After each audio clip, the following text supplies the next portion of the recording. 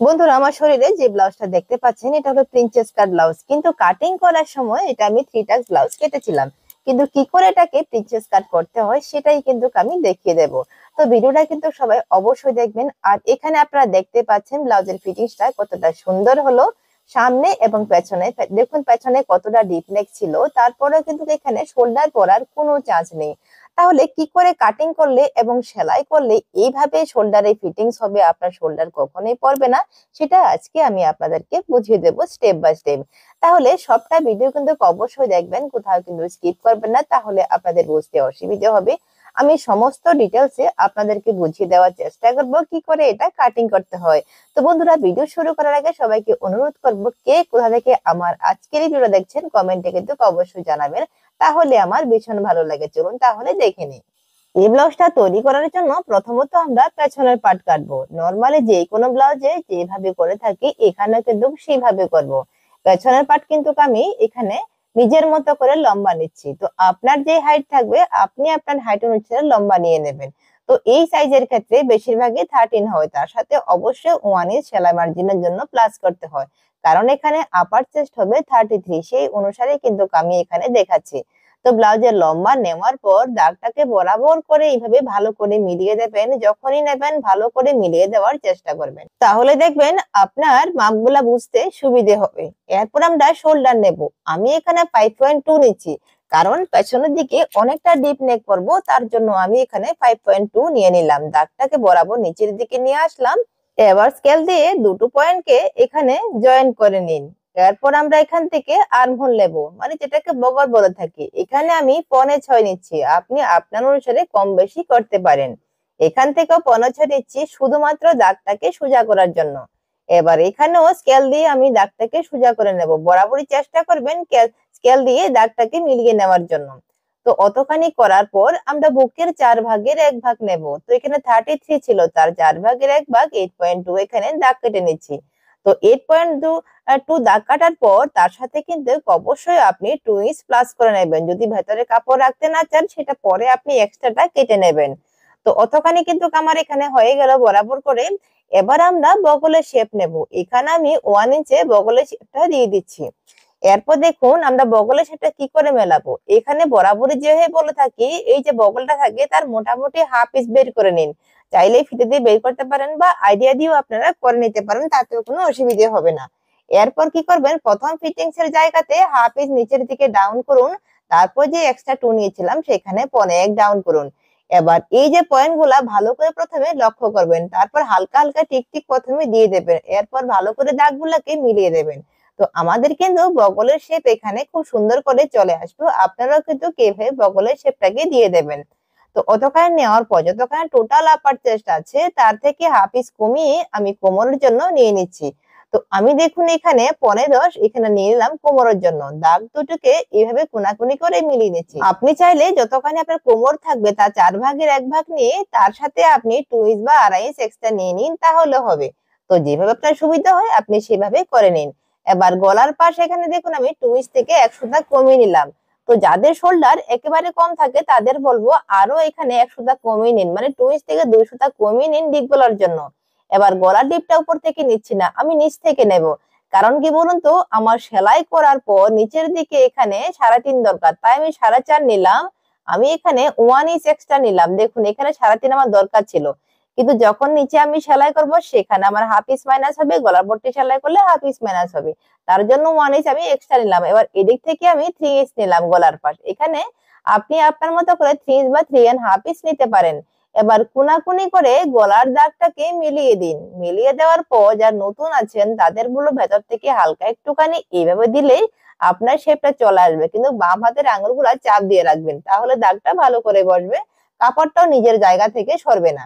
এবার আমি একটুখানি ছড়িয়ে দেব, এতটা ছোট করে গলা আমি দেব না, তার জন্য উপর থেকে দেখুন লক্ষ্য করবেন ভালো করে, আমি যেভাবে করছি আপনিও সেম ভাবে এখানে মিলিয়ে দেবেন।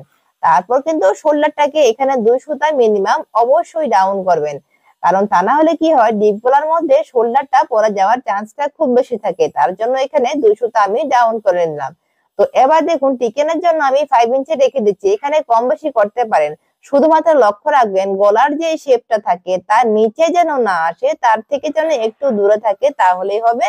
1.5 বা 2 ইঞ্চি দূরত্বে রেখে দিন, কোনো অসুবিধা হবে না। তারপরও যদি অসুবিধা হয় যে গলার পাশটা আপনি নিয়েছিলেন তার থেকে মেপেও কিন্তু আপনি করতে পারবেন। দাগটাকে প্রথমে হালকা আমি সোজা করছি, সোজা করার পর আমি বলছি এই যে পয়েন্ট ছিল সেই পয়েন্ট থেকে আপনি 1.5 ইঞ্চ বা 2 ইঞ্চ দূরত্বে রেখে দিন, তাহলেই হবে। তো এখানে মাপ নেওয়ার দরকার হয় না, কিন্তু উপরের দিকে অবশ্যই 5.5 উঠাতে হবে। এখানেও বলি ব্লাউজের লম্বা অনুসারে কতখানি উঠাতে হবে বুঝতে না পারলে বগলের মাপ থেকে আপনি 2.5 বা 2.25 ইঞ্চ নিচের দিকে রেখে দিন দাগটাকে, তাহলেই কিন্তু আপনার উপরের দিকে টিকেনটাও বেরিয়ে যাবে। এইভাবে কিন্তু খুব সহজে আপনি টিকেনটা দিতে পারেন। এখানে 1/2 ইঞ্চের টিকেন হলো। এবার আমরা এই জায়গাতে 1/2 ইঞ্চ উপরের দিকে উঠিয়ে নেব। এখানে 1/2 ইঞ্চ উঠে নিলে আমাদের সাইড থেকে কাপড়টা এক্সট্রা কাপড়টা অনেকটা কমে যায় বলে সাইডের ফিটিংসটা আমাদের ভীষণ ভালো আসে। আমার কিন্তু সম্পূর্ণ মেজারমেন্টটা এখানে কমপ্লিট হয়ে গেল। এবার আমি এটা কেটে নিচ্ছি।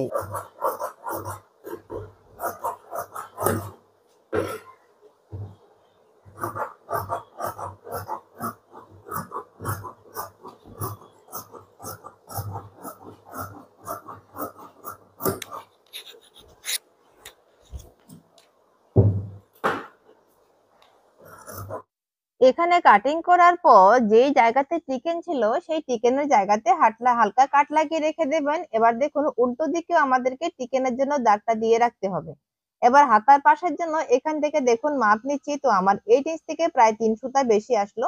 যতখানি আসলো তার থেকে 1 ইঞ্চ বেশি নেব। ডিপ নেকের জন্য সবসময় আপনারা এইভাবেই নিয়ে নেবেন। তো দেখুন হাতার জন্য এখানে আমার ব্লাউজের কাপড়টা অনেকটা ছোট বলে আমি হাতার কাপড়টা পরে কাটছি, আগে আমি সামনের অংশটা বের করে নিচ্ছি। কারণ হাতা প্রয়োজনে ছোট করে নেব, কিন্তু সামনের অংশ আমাকে বের করতে হবে। এটা কটনের ব্লাউজ নয়, প্রিন্সেসের মতো করব। তার জন্য সামনের পার্টটা আমাকে আগে থেকে বের করতে হবে। এখান থেকে সামনের হুক রাখছি বলে আমি এই জায়গাতে 1/2 ইঞ্চ রেখে দিচ্ছি। যারা সামনে হুক করবেন না তারা পেছনের গলার দিকে 1/2 ইঞ্চ এক্সট্রা রেখে দেবেন। আমি বরাবরই সামনের দিকে হুকের ঘর করে থাকি, তার জন্য আমি সামনের দিকের জন্য এখান থেকে 1/2 ইঞ্চ নিয়ে নিলাম। দাগটাকে সোজা করে মিলিয়ে এরপর পেছনের পাটটাকে নিচ্ছি। পেছনের পাটটাকে নিয়ে ভালো করে এখানে বসিয়ে দেব। এবার এটা বসাতে গিয়ে অনেকের একটুখানি অসুবিধা হয়। যাদের অসুবিধা হয় তাদের বলবো যতখানি শোল্ডার নিয়েছিলেন সেই মাপটাকে এখানে আবার বসিয়ে দিন। বসিয়ে যখন আপনারা এটা মিলিয়ে নেবেন তখন দেখবেন আপনাদের আর কোনো অসুবিধে হবে না, আপনাদের গলার দিকটা একদম বরাবর থাকবে।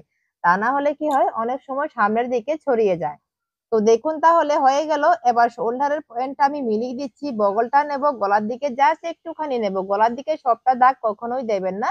এবার বগলের দিকটা আপনি সম্পূর্ণ নিয়ে নিন, সাইড থেকে নিয়ে নিন, নিচের দিকে সবগুলা মাপ যেইভাবে পেছনের পাট আছে আপনারা সেই অনুসারে কিন্তু এখানে দাগটা কেটে পেছনের পাটটা সরিয়ে নেবেন। তো দেখুন হয়ে গেল পেছনের পাটটা, এবার আমি সরিয়ে নিচ্ছি।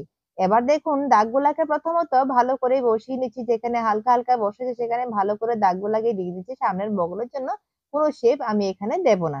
এবার নিচ থেকে আগে থেকে আমি 1 ইঞ্চ এক্সট্রা নিয়ে নিচ্ছি, কারণ আমার নিচের দিকে 1 ইঞ্চ এক্সট্রা দরকার লাগবে, তার জন্য এখানে 1 ইঞ্চ নিয়ে নিলাম। 1 ইঞ্চ নেওয়ার পর সাইড থেকে আমি 2.5 নিচ্ছি, কারণ আমার চিকেনটা একটু বড় হবে, তার জন্য 2.5 নিলাম। যারা চিকেন ছোট তারা এখানে 2 ইঞ্চ এক্সট্রা নিয়ে নেবেন। তো 2.5 ইঞ্চটাকে সোজা করে নিলাম। এবার দেখুন আমার বগলের দিকে আগে থেকেই আমি এখানে 1.5 রেখে দিচ্ছি। এখানে 1/2 ইঞ্চ রাখলেই হয়। যারা নতুন আছো তাদেরকে বলবো তোমরা এখানে 1.5 রেখে দিও এক্সট্রা, তাহলে তোমাদের কোনো সমস্যা হবে না সেলাই করতে গিয়ে। তো এরপর রয়ে গেল আমাদের সামনের গলার ডিপটা। তো সামনের গলার ডিপটা যার যার পছন্দ সে করে নিন। এখানে আমি 6 রাখছি। তো এটা হলো একদম নরমাল, না বেশি বড় না বেশি ছোট। তো 6 রেখে দিলাম। এবার এখান থেকে দেখুন আপনি চাইলে ছোট চাইলে 2 ইঞ্চ রাখুন, না হলে 2.2 রেখে দিন। আমি 2.2 রেখে দিলাম। এবার এটাকেও হালকা কোনাকুনি হবে সেই অনুসারে এখানে আমি দাগটাকে মিলিয়ে দিলাম। এবার মিলিয়ে দেওয়ার পর সামনে কতখানি ছড়িয়ে দেবেন সেটা হলো সম্পূর্ণ আপনার পছন্দের উপর নির্ভর করবে। আমি সামনে একটুখানি ছড়িয়ে দিচ্ছি, তাহলে দেখতে ভালো লাগবে। অনেকেই আছেন যাদের ছড়ানো গলা পছন্দ না, তারা আর একটুখানি কম দেবেন। এবার বাস্ট পয়েন্ট দেখুন আমার 9.5 বাস্ট পয়েন্ট, কিন্তু এখানে সেলাইয়ের জন্য আমাকে আরো হাফ নিতে হবে বলে আমি 10 ইঞ্চে বাস্ট পয়েন্ট রেখে দিলাম। এবার এখানে নরমাল কোনো মেজারমেন্ট ছাড়া প্রথমে একটা দাগ কেটে নিন, চাইলে সম্পূর্ণ দাগটা কেটে নিন, তাতে কোনো অসুবিধে নেই। এবার কি হবে যতখানি আপনার ফুল বাস্ট থাকবে তার 10 ভাগের 1 ভাগ, এখানে 38 ফুল বাস্ট, তার 10 ভাগের 1 ভাগ 4 ইঞ্চ থেকে এখানে একটুখানি সামান্য 1 দাগের মতো কম আসলো। এবার স্কেল নিয়ে দুটো পয়েন্টকে আমি সোজা করে মিলিয়ে নিচ্ছি। আপনিও ঠিক এইভাবে দাগগুলাকে মিলিয়ে নেবেন। তো এরপর আমাদের টিকেনের জন্য যাদের ফুল বার ছোট তাদেরকে বলবো 3 ইঞ্চের টিকেন রেখে দেবেন। আমি এখানে 3.5 ইঞ্চের টিকেন দিচ্ছি। যেহেতু ফুল বার বেশি তার জন্য 3.5 এর টোটাল এখানে টিকেন দিলাম। ফিতাটাকে এইভাবে ভাঁজ করে নেবেন, তাহলেই হবে। একসাথে আপনার 3.5 ইঞ্চ বেরিয়ে যাবে, আলাদা করে আপনাকে আর ভাগ করতে হবে না। এবার এখানে বাঁশ পয়েন্টের সাথে কোনাকুনি করে এটাকে মিলিয়ে দিচ্ছি। আমার কিন্তু আস্তে আস্তে এটা প্রিন্সেস কাট ব্লাউজে পরিণত হয়ে যাচ্ছে। এরপর আমাদের মেইন কাজ হলো বগলের দিক থেকে এখান থেকে 4.5 নিচে আমরা আরেকটা দাগ কাটছি।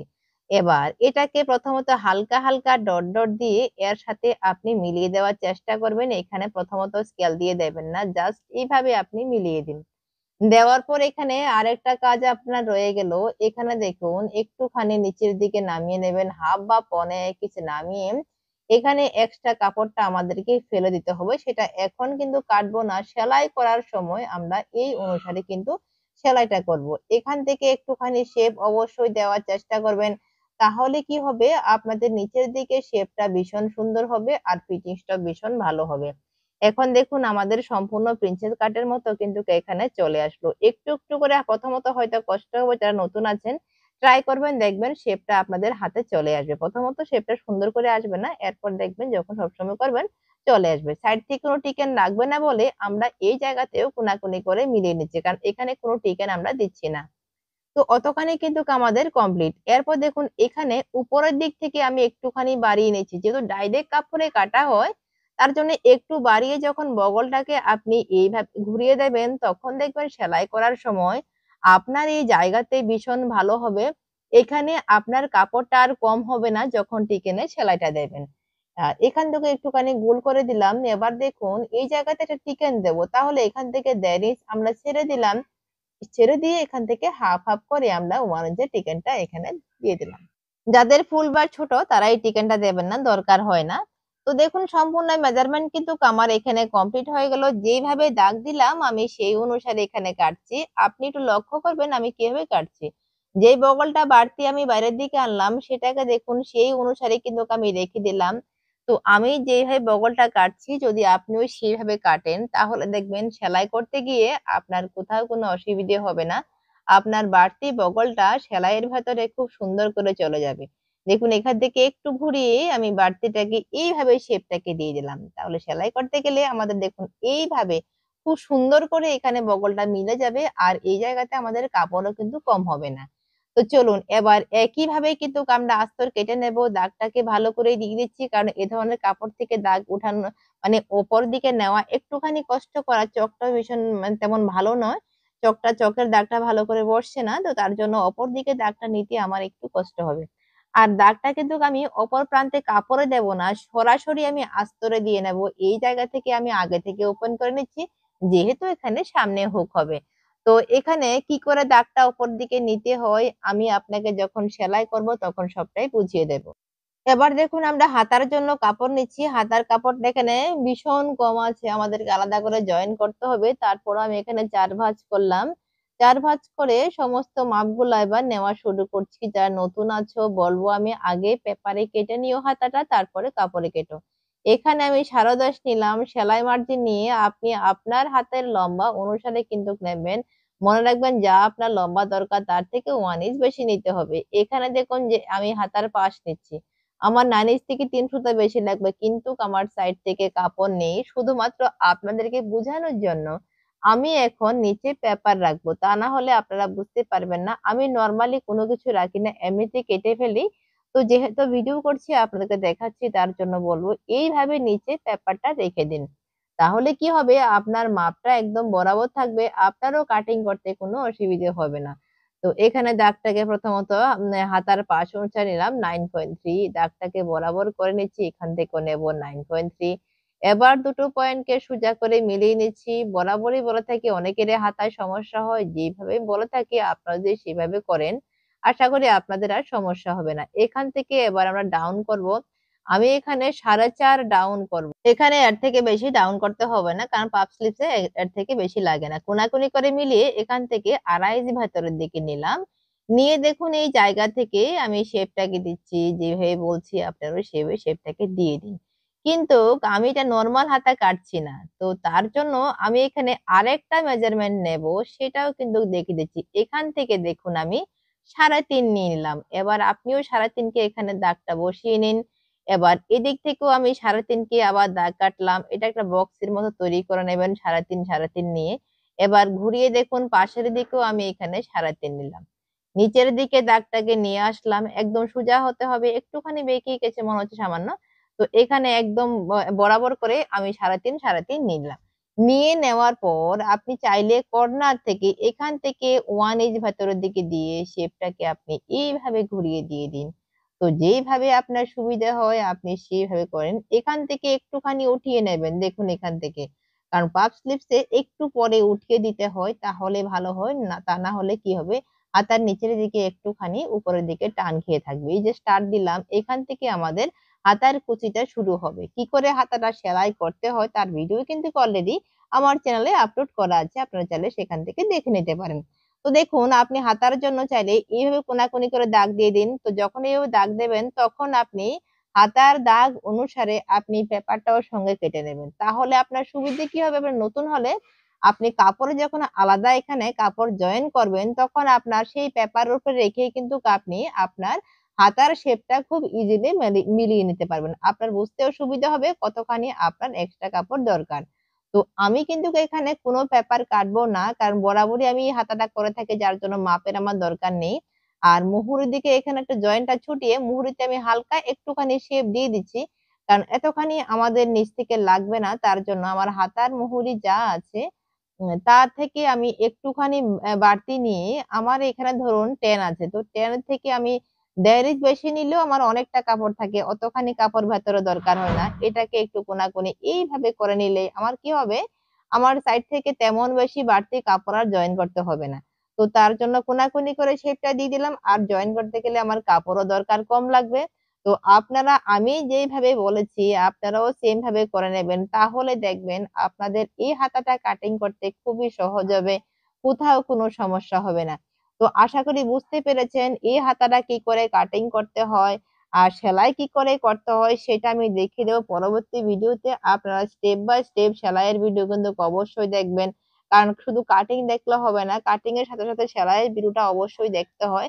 তাহলে আপনি সমস্ত খুঁটিনাটি জানতে পারবেন বা সেলাই করতে গিয়ে আপনার কোথায় কি করতে হয়, কোথায় কি পরিবর্তন করতে হবে, সমস্ত কিছু আপনি সেলাই করার সময় বুঝতে পারবেন। তার জন্য সেলাইয়ের ভিডিওটা অবশ্যই দেখবেন। এই ভিডিও সম্পর্কে কোনো প্রশ্ন থাকলে আপনারা কমেন্টে অবশ্যই জানাবেন। ভালো থাকবেন, সুস্থ থাকবেন। Tata, by.